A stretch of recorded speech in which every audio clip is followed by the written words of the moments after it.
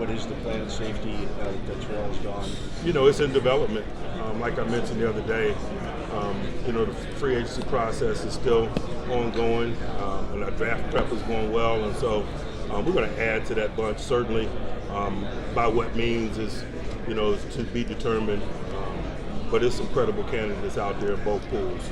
Mike, is Kazee a strong safety candidate, or is he strictly free? I know he can play. Strong and free are kind of misnomers these days. Most guys play right and left, and those that don't, they're somewhat interchangeable based on schematics or calls. And I just think that's where we are.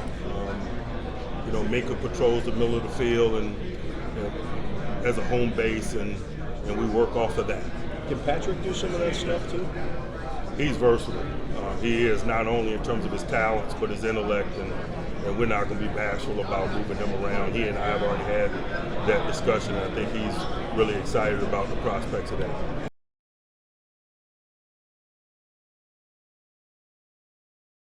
There's your plan of safety. What is the plan of safety that Terrell's gone? It's in development. Like I mentioned the other day, the free agency process is still ongoing, and our draft prep is going well, and so we're going to add to that bunch, certainly. By what means is to be determined, but it's some credible candidates out there in both pools. Mike, is Kazee a strong safety candidate, or is he strictly free? I know he can play. Strong and free are kind of misnomers these days. Most guys play right and left, and those that don't, they're somewhat interchangeable based on schematics or calls. And I just think that's where we are. Minka patrols the middle of the field and as a home base, and we work off of that. Can Patrick do some of that stuff too? He's versatile.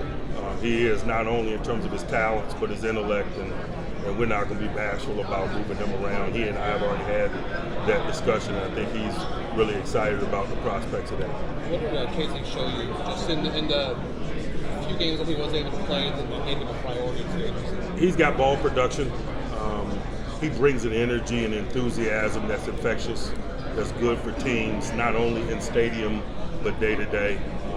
He has a Steelers spirit that we value. Like with Minka, you think more so than even last year, moving him around this year? I just think that's going to be continual as long as he's a part of us.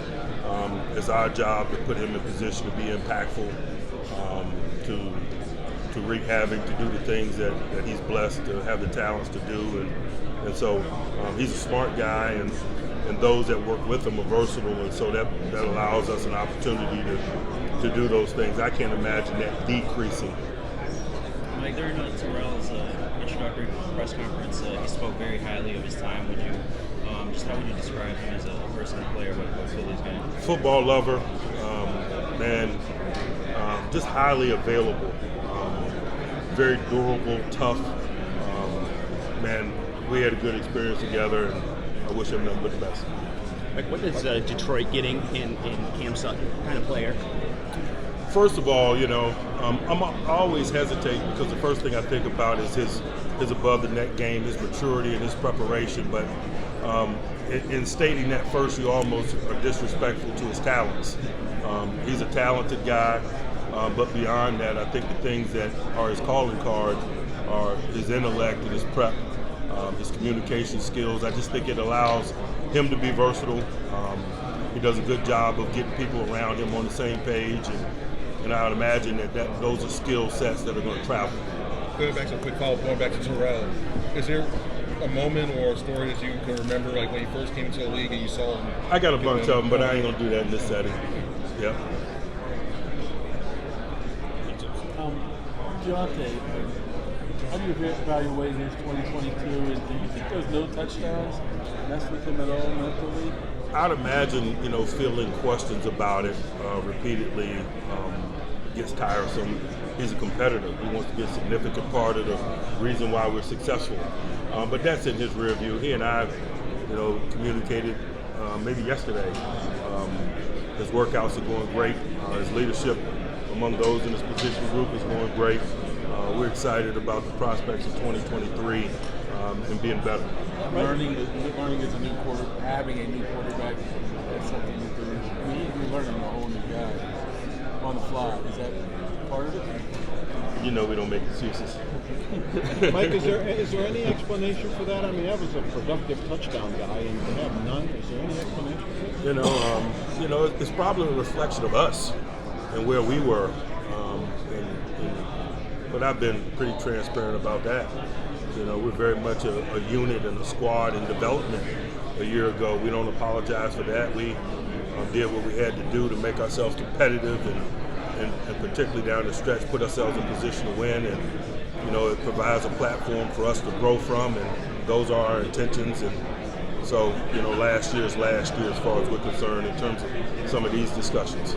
The numbers might not have been, what he wanted, obviously, but where did you see Damontae going to show the most growth? Again, I'm kind of done with last year, guys. It's March. You know what I mean? Late March. Mike, you kind of touched on this a little bit yesterday. When you're building your team, you look at trying to get out of your division first. You have to be most cognizant of the other teams in the division as opposed to maybe the rest of the league. You know what I mean? I think in any discussion, divisional play is major. It's just how we're structured as a league. If you want to dominate anything, you got to first start in your neighborhood, and that neighborhood is the AFC North. And got a lot of respect for that, and I think all of us, whether you're in the North or not, probably have that perspective because of the familiarity and particularly in the ways that scheduling is done and has been done in recent years, man. There's some weighty division games, man, down the stretch, it seems, that are significant, and boy, you better be in position to win those games if you want to be a team on the rise at the latter part of the regular season, for example. This has been a division with really strong quarterback play across the board. Lamar requested a trade this morning. How much can that change just the scope of the division when you're comparing it? I have zero perspective on what's going on with Lamar. You talk about the coaching quite a bit, and bringing on Aaron Curry, the increased roles for Brady Brown and Denzel Martin, Coach Flores moving on. Can you just talk about how much pride you take in the interchange that goes on between teams, but also helping guys continue their growth? I just think it's part of the coaching vocation. When you're in a position of leadership, you're responsible for the growth and development of those that work with you and be a part of their story. I've been fortunate enough to receive assistance from quality guys that nurtured my growth and development. Tony Dungy, John Gruden, Rod Marinelli, others, Monty Kiffin. And so I try to be that for those that I work with, to challenge them, but also to support them and to provide them opportunities to grow, to not have them in a box, to acknowledge that we're all very much in development, players and coaches, and you have to give them an opportunity to put that development on display. And so I'm excited about the growth within our staff, the expanded roles of some of the individuals that you mentioned, but also I expect it's needed because if we want to continually move forward, that's a component of it as well. We tell our players all the time they're either getting better or getting worse, and it's the same for us. And so we have to have a high level of urgency, particularly this time of year. You have an opportunity to step back from the day-to-day rigors of in-season schedule and look at aspects of play and aspects of teaching and analyze it and pick it apart in an effort to move forward. Mike, you have one of the smaller coaching staffs in the league. How do you go about deciding, hey, maybe an extra person here would help, or maybe another voice would just be a detriment, that kind of thing? I'd rather overwork them than underwork them. You know what I mean?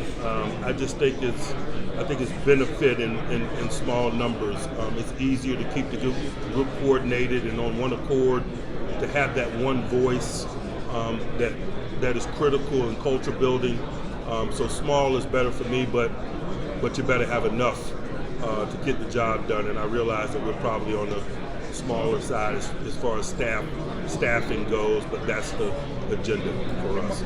Mike, I cover the Commanders for ESPN, so I want to ask about Eric Bieniemy. You were on the same staff with him in Minnesota. I'm curious what you saw in him as a coach back then. All sorts of stories about how demanding he was. Man, my feelings about Eric are highly documented. Man, he's a superstar coach.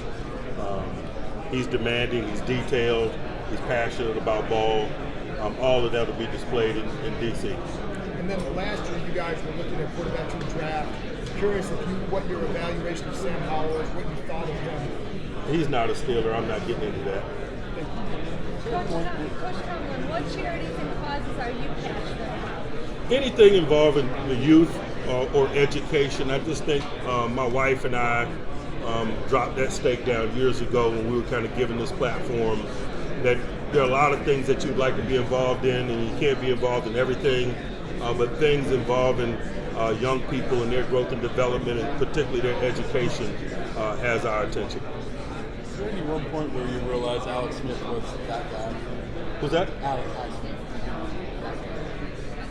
You know, I don't think any part of his growth and development has been surprising to any of us. We were extremely high on him and happy to have him when we got him in the third round out of Charlotte. He was productive there. He was a guy continually on the rise over the course of his career there.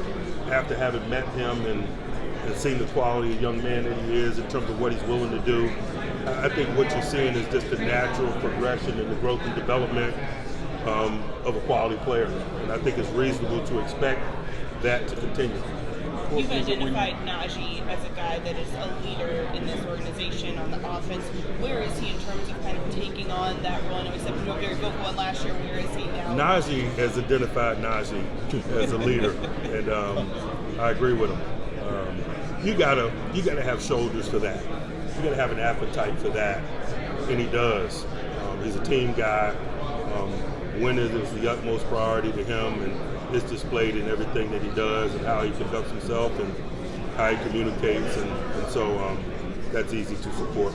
How much does he help a young guy like Jalen Warren, especially in an off season, kind of getting his feet under him and what to do to be ready? I'm not aware of the intimate details of some of that, and probably wouldn't do a good job of doing it justice at this juncture. When you evaluate prospects, how important is it to find that guy that loves the game as much as talent? You know, that's why Omar and myself, we travel as much as we do this time of year, pro days and so forth, Senior Bowl, Combine. I know some of those things are less in vogue now by our peers, but you know, we're just really interested in the things that you can't see on tape. And those are the intangible quality, the relationship things, the things that really make teams go. And so we're pretty intentional about unearthing as much information in those areas as we can. What is your favorite part of draft prep when you're out evaluating guys? I love it all, to be honest with you. I think it probably starts with the tape. It has to. My preference is to be familiar with someone on tape before I'm familiar with them. And so the tape's important. The tape's all our calling cards. The tape is the player's calling card individually and collectively. It's our calling cards as coaches individually and collectively. We better have a mindset that's geared toward the tape and what's on it. Mike, if you don't like the tape, I'm guessing you won't be talking to the person. I may, because you guys might be tracking my movements.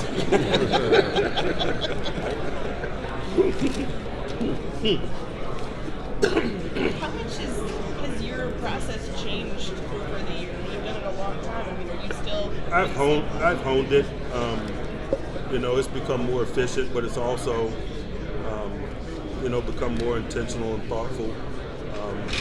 Gamesmanship, if you will, along some of the discussions that we're having here and laughing about, but also very true. It's just important that we safeguard our intentions and our critical, sensitive information in an effort to, protect our ability to put together what it is we desire to put together. Cam's going to be 34 here. Any slowdown? Well, how do you explain a guy who plays in the trenches for a dozen years with these guys? I often tell Cam he's seen more good days professionally than he's going to see. He doesn't like that reality, but I say it, twofold. I just want us to feel the urgency of now. The benefit of having worked with that guy for over a decade. I don't take for granted. And there needs to be urgency there, but also just to challenge him continually because we all need it. He needs it. He craves it. He loves to defy the odds, and I'm a supporter of that. We've talked about the nose tackle position and how it sort of has fallen out of favor league-wide. We talked yesterday about running being up. Do you feel like that's something that could change, using the noses more? Not necessarily so.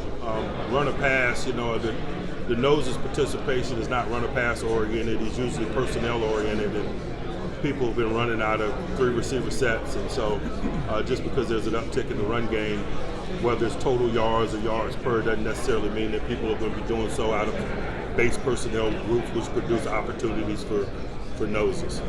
Mike, you said Cam likes to defy the odds. How often or how frequently do you prod him or poke him to get him to keep doing it? Probably just about every interaction that we have.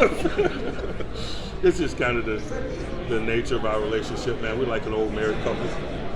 We've been together for some time, and we're still together. So you know the buttons. And he does mine as well. I'd be remiss if I didn't mention that. Cam is capable of, throwing a few blows of his own. Last time, is Firemoose okay? Yeah, he's fine. And how important is he to this class? His growth and development is significant. It's reasonable to expect him to continue to grow and have a more increasingly significant role in what we do. It's very much like the Alex Highsmith discussion. I don't think that any of us will be surprised about the positive things that he does, and there's an expectation from us that his progress continues. About coincidence, I guess Raiders and Ravens game that last drive, he came up with things. I think it's reasonable to expect more of that as he continues to gain a footing and an understanding and becomes more central in terms of what we do. Is there anything about Kenny's game that you wanted him to work on this offseason, or anything specific that you're looking forward to improvement with? I'm sure that there's a lot, the totality of it. You're talking about year 1 to year 2, so there's a lot of meat on the bone, and usually in all areas. We'll get more specific when we get back together formally and begin the process of the offseason. Right now, I just think it's leadership that's communicating informally with his teammates and organizing work that's productive for all parties involved, and he's done a nice job of that. But there's some get better in the midst of that. Just from a leadership perspective, the things that kind of come with being him and come with the quarterback position. Mike, what has been the committee's discussion on the roughing passer penalty, and where do you think that is? We looked at a lot of it. We analyzed it because it is a hot button topic. There's a lot of emotions when those flags fall on the ground because usually it's a significant play and often occurs in significant moments. But based on the analysis of what we saw, man, I respect the level of officiating that the play was given. And sometimes our reactions are just that emotional.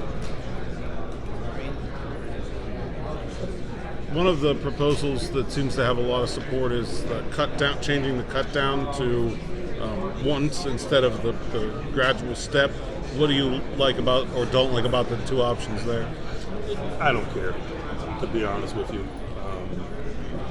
I've done it a lot of ways over the years, and wherever we landed, I'll be fine with it. What do you like about being on the competition committee? I just like being a part of the process. I'm not one to sit on the sidelines and complain. If there's work to be done, I'd like to be in the midst of it, and I just think being on the committee has afforded me an opportunity to do that and to help and to safeguard the game that's been great to all of us and that we all care about. Mike, when did you first get on the committee? Do you remember? Man, I don't. Probably 8. Oh, right after you started? 8, 9 years ago now. Oh, 8, 9 years. Oh, okay. Man, I don't know. Probably 8 or 9 years or so. kind of runs together. Were you appointed to, or did you raise your hand and say I want to be on this? Appointed.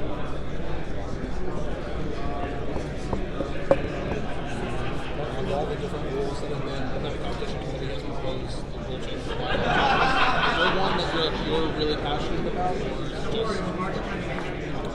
You know, I don't know if there's any particular rule that I'm passionate about, but you know, I'm passionate and highly sensitive to the things regarding player safety and improving the game in that way. As I mentioned, as a lover and appreciator of the game, as someone who has benefited from the game in terms of my involvement, I just think that we all got an obligation to safeguard its future and the future of those that play it. And player safety is at the forefront of that. As a parent who has two guys that play this game, it's also awesome to be a part of it in that way. It's almost time. Almost time. I was. Count it down, Bert. Just gonna jump in the middle of the table. You know, you said that. I mean, Omar's traveled with you for extensively last year, obviously this year. But are you learning? Are you getting in routines with him the way that you had with Kevin? You know, places you guys like to go to eat. Omar likes pizza, things like that. You guys establishing any of that stuff? You know, Kevin and I did it for 15 and 16 years, and so although Omar and I are laying down a good foundation, man, that type of continuity there's no shortcuts to it, and so we respect the developmental process relationship-wise, and we got our sleeves rolled up and having a great deal of fun in doing so. But I respect and appreciate the relationship that I have with Kevin and how it was built. It was built through hard work over, an extended period of time, and not caring who gets the credit. That's what I like about the foundation of the relationship that Omar and I have at this point. It's built on those same foundational things, and so it's exciting. Is Omar a sweet tea guy too? Oh yeah, Omar likes to eat, man. He's a New Orleans boy. So we're having a good time. Talked about being a father. What's it going to be like having Dino go through the draft process next year? Man, he's got spring ball in the season first, man. He got some plays to be made before something like that is even a consideration. All right, Mike. To go to eat.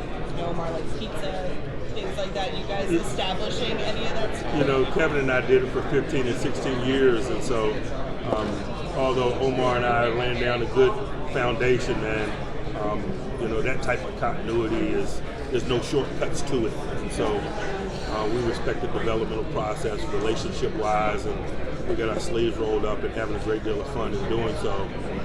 But I respect and appreciate the relationship that I have with Kevin and how it was built. It was built through hard work over, an extended period of time, and not caring who gets the credit. That's what I like about the foundation of the relationship that Omar and I have at this point. It's built on those same foundational things, and so it's exciting. Is Omar a sweet tea guy too? Oh yeah, Omar likes to eat, man. He's a New Orleans boy. So we're having a good time. Talked about being a father. What's it going to be like having Dino go through the draft process next year? Man, he's got spring ball in the season first, man.